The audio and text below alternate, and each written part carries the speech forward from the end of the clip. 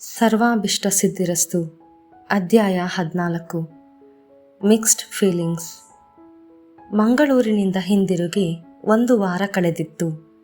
ಶ್ರೀಕರ್ನ ಬಲವಂತಕ್ಕೆ ಸತ್ಯಜಿತ್ ಹಾಗೂ ಮಿಥಿಲಾ ಬೆಂಗಳೂರಿನ ಏರ್ಪೋರ್ಟ್ನಿಂದ ನೇರವಾಗಿ ಮಗನ ಮನೆಗೆ ಹೋಗಿ ಅಂದು ಅಲ್ಲಿಯೇ ಉಳಿದುಕೊಂಡು ಮಾರನೆಯ ದಿನ ಮುಂಬೈಗೆ ಹೊರಟಿದ್ದರು. ಸುಭಾಷ್ ಎಂದಿನಂತೆ ತಮ್ಮ ಪೇಷಂಟ್ಸ್ಗಳೊಂದಿಗೆ ಬ್ಯುಸಿಯಾದರೆ Sulekha ladies club, parlour, party ಎಂದು ಬಿಡುವಿಲ್ಲದ ಓಡಾಟದಲ್ಲಿ ಮುಳುಗಿ ಹೋಗಿದ್ದರು. ಸಿಂಚನಾ ಕೂಡ ಸೂರಜ್ ಹಾಗೂ ತನ್ನ ಇತರೆ ಫ್ರೆಂಡ್ಸ್ಗಳೊಂದಿಗೆ ತನ್ನದೇ ಆದ ಪ್ಲಾನ್ಸ್ಗಳನ್ನು ಮಾಡಿಕೊಂಡಿದ್ದಳು. ಮೇಲ್ನೋಟಕ್ಕೆ ಅವರವರ ಕೆಲಸ ಕಾರ್ಯಗಳಲ್ಲಿ ತೊಡಗಿಕೊಂಡಿದ್ದರೂ ಮನದೊಳಗೆ ಒಂದು ರೀತಿಯ ಗೊಂದಲ, ಬೇಸರಕ್ಕೆ ಒಳಗಾಗಿದ್ದವರೆಂದರೆ ಶ್ರೀಕರ್ ಹಾಗೂ ಅರ್ಪಿತಾ. ಶ್ರೀಕರ್ ತನ್ನ ಕಂಪನಿಗೆ ಈಗಿರುವ ಆರ್ಡರ್ಸ್ಗಳ ಪೂರೈಕೆ, ಹೊಸ ಆರ್ಡರ್ಸ್ಗಳ ಕುರಿತು ಮಾಡಿಕೊಳ್ಳಬೇಕಾದ ತಯಾರಿಗಳು, ಇವೆಲ್ಲದರಿಂದ ಕ್ಷಣ ಬಿಡುವಿಲ್ಲದ ಹಾಗೆ ಕೈ ತುಂಬ ಕೆಲಸವಿದ್ದರೂ ಅವನ ಮನಸ್ಸಿನ ತುಂಬ ಅರ್ಪಿತಾಳೇ ತುಂಬಿದ್ದಳು.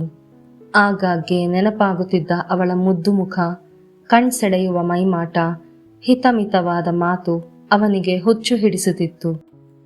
ಎಲ್ಲದಕ್ಕೂ ಮೀರಿ ಅವಳ ಸಂಯಮದ ನಡವಳಿಕೆ ಅವನನ್ನು ಕೆರಳಿಸುತ್ತಿತ್ತು.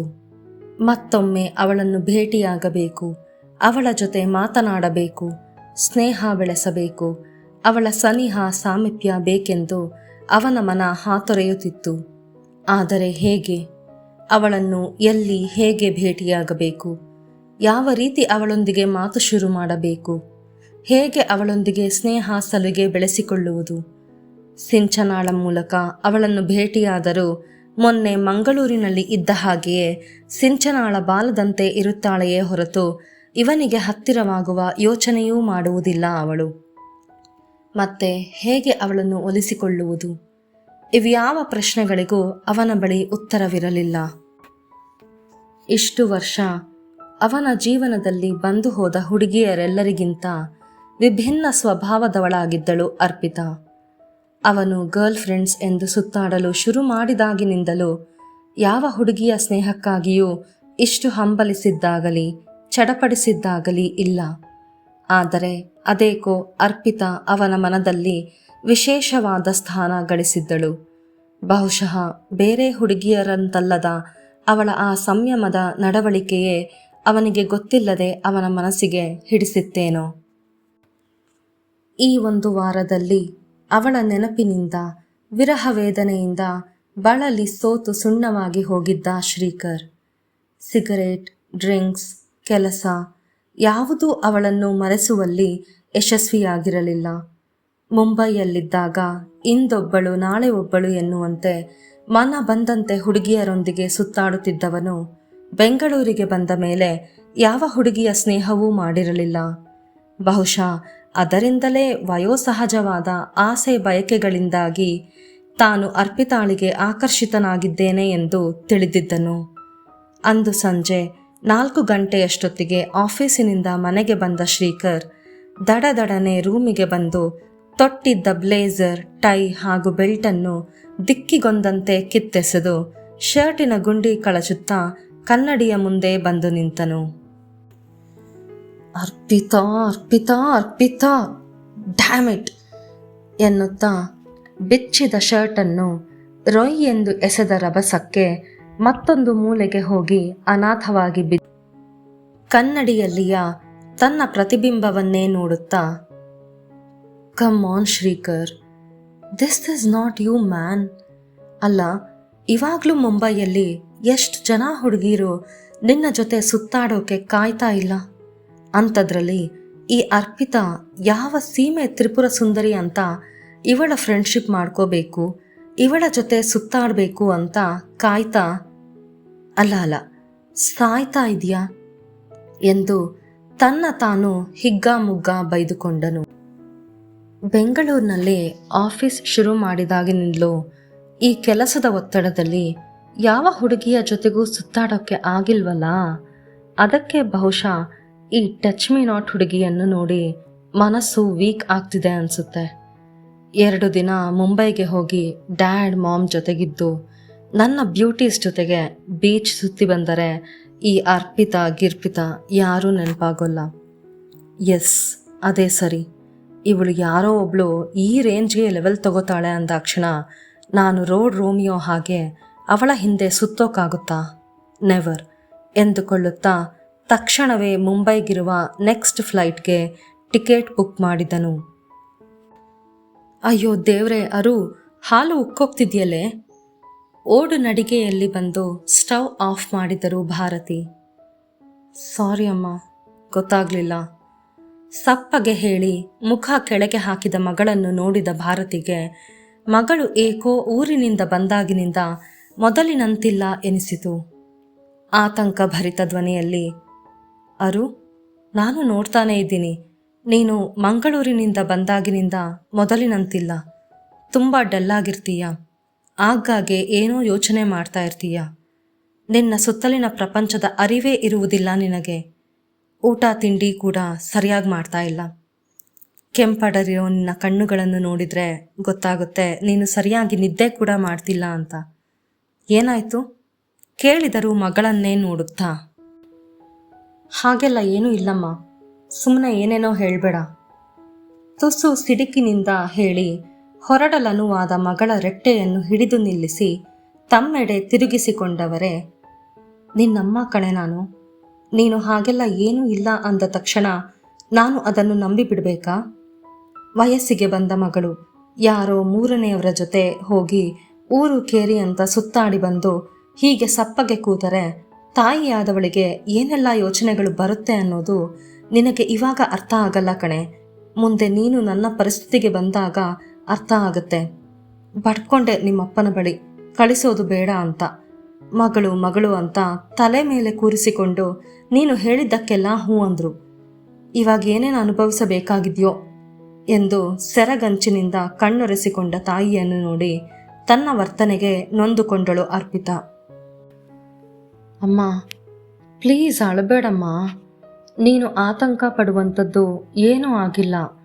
ಅಲ್ಲಿ ಹೋಗಿ ಸಿಂಚನಾ ಜೊತೆ ಎಂಜಾಯ್ ಮಾಡಿದ್ದು ಇಷ್ಟ ಆಯಿತು. ಈಗ ಒಂಥರ ಬೋರ್ ಅನ್ನಿಸ್ತಿದೆ ಅಮ್ಮ, ಅದಕ್ಕೆ ಸಪ್ಪಗಿದ್ದೆ ಅಷ್ಟೆ. ನೀನು ಸುಮ್ಮನೆ ಏನೇನೋ ಯೋಚನೆ ಮಾಡಿ ಟೆನ್ಷನ್ ಮಾಡ್ಕೋತೀಯ ಎಂದು ಅವರ ಕಣ್ಣೊರೆಸಿ ಸಮಾಧಾನ ಪಡಿಸಿದಳು. ನಿಜವಾಗಿಯೂ ಅಷ್ಟೇನಾ? ನಂಬಬಹುದಾ? ಅವಳ ಅಂತರಂಗವನ್ನು ಬಗೆದು ಹುಡುಕುವಂತೆ ನೋಡಿದರು ಭಾರತಿ. ಕ್ಷಣ ತಾಯಿಯ ಕಣ್ಣೋಟದಿಂದ ವಿಚಲಿತಗೊಂಡ ಅರ್ಪಿತಾ ಚೇತರಿಸಿಕೊಂಡು, ನಿಜ ಅಮ್ಮ, ನಾನ್ಯಾಕೆ ನಿನ್ನ ಬಳಿ ಸುಳ್ಳು ಹೇಳಲಿ? ನಿನಗೆ ನನ್ನ ಮೇಲೆ ಅಷ್ಟು ನಂಬಿಕೆ ಇಲ್ವಾ ಅಮ್ಮ ಎಂದ ಮಗಳ ಮುಂದಲೆಯನ್ನು ಪ್ರೀತಿಯಿಂದ ಸವರಿ ಆಚೆ ನಡೆದರು. ಅಡುಗೆ ಮನೆಯ ಉಳಿದ ಸಣ್ಣ ಪುಟ್ಟ ಕೆಲಸಗಳನ್ನು ಮುಗಿಸಿ ರೂಮಿಗೆ ಬಂದ ಅರ್ಪಿತಾ ಬಾಗಿಲ ಚಿಲಕ ಹಾಕಿ ಕನ್ನಡಿಯ ಮುಂದೆ ಬಂದು ನಿಂತಳು. ತಾಯಿಯ ಮಾತು ನಿಜವೆನಿಸಿತು. ತಾನು ಮಂಗಳೂರಿಗೆ ಹೋಗುವ ಮೊದಲು ಇದ್ದಂತಿಲ್ಲ. ಸೊರಗಿ ಸಪ್ಪಗಾದ ಮುಖ, ರಾತ್ರಿಯಿಡೀ ಅತ್ತು ಕೆಂಪಡರಿದ ಕಣ್ಣುಗಳು, ನೋಡುತ್ತಲೇ ಕಣ್ಣಾಲಿಗಳು ತುಂಬಿ ಕೆನ್ನೆಯ ಮೇಲೆ ಕಂಬನಿಯೊಂದು ಜಾರಿತು. ತುಟಿ ಕಚ್ಚಿ ಅಳುನುಂಗಲು ಮಾಡಿದ ಪ್ರಯತ್ನ ವ್ಯರ್ಥವಾಗಿತ್ತು. ಇನ್ನು ತಡೆಯಲಾರೆನೆಂಬಂತೆ ಬೊಗಸೆಯಲ್ಲಿ ಮುಖ ಮುಚ್ಚಿ ಬಿಕ್ಕಿ ಬಿಕ್ಕಿ ಅತ್ತಳು. ಕೆಲ ನಿಮಿಷಗಳ ನಂತರ ತನ್ನ ತಾನು ಸಮಾಧಾನ ಪಡಿಸಿಕೊಂಡವಳ ಮನದ ತುಂಬ ಇದ್ದದ್ದು ಶ್ರೀಕರ್ನ ಚಿತ್ರ. ಹುಡುಗಿಯರೊಂದಿಗೆ ಸಲುಗೆ ಸುತ್ತಾಟ ಅವನಿಗೆ ಸರ್ವೇ ಸಾಮಾನ್ಯ. ಆದರೆ ತನಗಾಗಲಿ ತನ್ನ ಕುಟುಂಬಕ್ಕಾಗಲಿ ಇಂಥದ್ದೆಲ್ಲ ಸಾಮಾನ್ಯ ವಿಷಯವಲ್ಲ. ಹಾಗೆಂದು ಅವನೊಂದಿಗೆ ಜೀವನ ಹಂಚಿಕೊಳ್ಳುವ ಅಬ್ಬಬ್ಬ, ಅಂಥದೊಂದು ಕನಸು ಕಾಣುವುದಲ್ಲ, ಅಂಥ ಒಂದು ಯೋಚನೆಯೂ ದುಬಾರಿ. ತನಗೂ ಆತನಿಗೂ ಭೂಮಿ ಆಕಾಶದಷ್ಟು ಅಂತರ ಎಂಬುದನ್ನು ಅವಳ ಬುದ್ಧಿ ಅರಿತುಕೊಂಡಿತ್ತು. ಆದರೆ ಮನಸ್ಸು, ಅದಕ್ಕೆ ಅರ್ಥವಾಗಿದ್ದು ಅವನು ತನ್ನ ಕಣ್ಣೋಟದೊಂದಿಗೆ ಅವನ ಕಣ್ಣೋಟವನ್ನು ಬೆರೆಸಿದರೆ ತನ್ನ ಮೈ ಹಿತವಾಗಿ ಕಂಪಿಸುತ್ತದೆ ಎಂದು, ಅವನು ಬಳಿ ಬಂದರೆ ತನ್ನ ಹೃದಯದ ಬಡಿತ ಹೆಚ್ಚುತ್ತದೆ ಎಂದು, ಅವನ ಸ್ಪರ್ಶ ತನ್ನ ಮೈ ಮರೆಸುತ್ತದೆ ಎಂದು, ಇವುಗಳನ್ನು ಮಾತ್ರ ಅರಿತುಕೊಂಡಿತ್ತು ಅವಳ ಮನಸ್ಸು. ಆದರೆ ಇವೆಲ್ಲವೂ ಕ್ಷಣಿಕ. ಅಂದು ಎಡಬಿಡದಂತೆ ಅವನ ಕಣ್ಣುಗಳು ತನ್ನನ್ನು ಹಿಂಬಾಲಿಸಿದ್ದು, ಹತ್ತಿರ ಕೂತು ಪಿಸುಗುಟ್ಟಿದ್ದು, ಬೀಚ್ನಲ್ಲಿ ತನ್ನನ್ನು ಬಳಸಿ ಹಿಡಿದದ್ದು, ಇವೆಲ್ಲವೂ ಒಂದು ಕನಸಿನಂತೆ ಬಂದು ಮರೆಯಾಗಿತ್ತು. ಬಹುಶಃ ತಾನವನನ್ನು ಮತ್ತೆಂದೂ ಭೇಟಿ ಮಾಡದೆಯೇ ಇರಬಹುದು. ಇವೆಲ್ಲವೂ ತಿಳಿದಿದ್ದರೂ ಸಹ ಮತ್ಯಾಕೆ ನನ್ನ ಮನಸ್ಸು ಪದೇ ಪದೇ ಅವನನ್ನು ಬಯಸುತ್ತದೆ? ಶ್ರೀಕರ್, ನನಗ್ಯಾಕೆ ನಿಮ್ಮ ಪರಿಚಯವಾಯಿತು? ನೀವು ಯಾಕೆ ನನ್ನ ಜೀವನದಲ್ಲಿ ಬಂದಿರಿ? ನನ್ನ ಮನಸ್ಸಿನಲ್ಲಿ ಯಾಕೆ ಇಂತಹ ಭಾವನೆಗಳನ್ನು ಹುಟ್ಟು ಹಾಕಿದಿರಿ? ಯಾಕೆ ಹೀಗೆ ನನ್ನನ್ನು ಕಾಡುತ್ತಿದ್ದೀರಿ? ಇಷ್ಟು ವರ್ಷಗಳಲ್ಲಿ ನನ್ನ ಅಪ್ಪ ಹಾಗೂ ಅಣ್ಣನನ್ನು ಬಿಟ್ಟರೆ ಮತ್ತೊಂದು ಗಂಡು ಪ್ರಾಣಿಗೂ ನನ್ನ ಜೀವನ ಹಾಗೂ ಮನಸ್ಸಿನಲ್ಲಿ ಜಾಗವಿರಲಿಲ್ಲ. ಇಂದು ನನ್ನ ಕಣಕಣವನ್ನು ನೀವು ಆಕ್ರಮಿಸಿ ಬಿಟ್ಟಿದ್ದೀರಿ. ನಿಮ್ಮನ್ನು ನೋಡಲು ನನ್ನ ಕಣ್ಣುಗಳು ಸದಾ ಕಾಯುತ್ತಿವೆ. ನಿಮ್ಮ ಹೆಸರನ್ನು ಹೇಳಲು ನನ್ನ ನಾಲಿಗೆ ಚಡಪಡಿಸುತ್ತಿದೆ. ಯಾಕೆ ನನ್ನನ್ನು ಇಷ್ಟು ಕಾಡಿಸುತ್ತಿದ್ದೀರಾ ಶ್ರೀಕರ್? ನಾನೇನು ಮಾಡಲಿ ಎಂದು ತನ್ನ ಮನದ ಅಳಲೆಲ್ಲವನ್ನು ಹೊರಹಾಕುತ್ತಾ ಮನಸ್ಸಿಗೆ ಸಮಾಧಾನವಾಗುವವರೆಗೂ ಅತ್ತಳು. ರಾತ್ರಿ ಬಹಳ ಹೊತ್ತಿನವರೆಗೂ ಎಚ್ಚರವಿದ್ದು ಯೋಚಿಸುತ್ತಿದ್ದವಳು ಏನೋ ನಿರ್ಧರಿಸಿದವಳಂತೆ ದೀಪವಾರಿಸಿ ಮಲಗಿದಳು. ಮಾರನೆಯ ದಿನ ಬೇಗನೆ ಎದ್ದು ಎಣ್ಣೆ ನೀರು ಹಾಕಿಕೊಂಡು ಬಂದವಳೆ ಒದ್ದೆ ಕೂದಲನ್ನು ಒರೆಸುತ್ತಾ ಮತ್ತೊಮ್ಮೆ ಬಂದು ಕನ್ನಡಿಯ ಮುಂದೆ ನಿಂತಳು ಅರ್ಪಿತಾ. ದೀರ್ಘವಾಗಿ ಉಸಿರೆಳೆದು ಬಿಡುತ್ತಾ ಕನ್ನಡಿಯಲ್ಲಿ ಕಾಣುತ್ತಿದ್ದ ತನ್ನ ಪ್ರತಿಬಿಂಬವನ್ನು ನೋಡಿ ಮುಖದ ಮೇಲೆ ನಗು ತಂದುಕೊಂಡು ಹಿಂದಿನ ರಾತ್ರಿ ತಾನು ತೆಗೆದುಕೊಂಡ ನಿರ್ಧಾರವನ್ನು ಮನನ ಮಾಡಿಕೊಳ್ಳತೊಡಗಿದಳು. ಬಹಳಷ್ಟು ಯೋಚಿಸಿ ಶ್ರೀಕರ್ನ ಮೇಲೆ ತನಗೆ ಮೂಡಿದ ಭಾವನೆಗಳನ್ನು ಇನ್ನಿಲ್ಲದಂತೆ ಅಳಿಸಿ ಹಾಕಿಬಿಡಬೇಕೆಂದು ನಿರ್ಧರಿಸಿದ್ದಳು.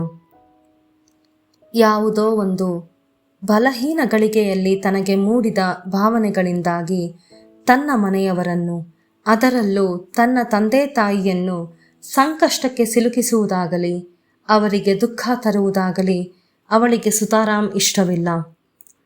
ಅವರ ಅಂತಸ್ತಿಗೆ, ರೀತಿ ನೀತಿಗೆ ಇವೆಲ್ಲ ತೀರಾ ಸಹಜ.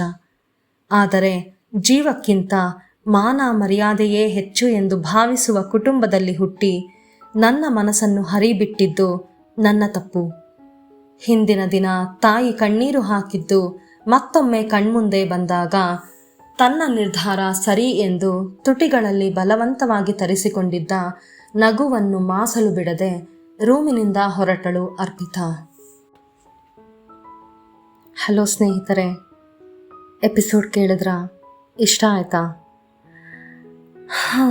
ಮುಂದೆ ಅವನು ಅವಳನ್ನು ನೆನಪಿಸಿಕೊಳ್ಳೋದಿಲ್ಲ ಅಂತ, ಅವಳು ಅವನನ್ನು ನೆನಪಿಸಿಕೊಳ್ಳೋದಿಲ್ಲ ಅಂತ ಇಬ್ಬರೂ ನಿರ್ಧಾರ ಮಾಡಿದ್ದಾರೆ.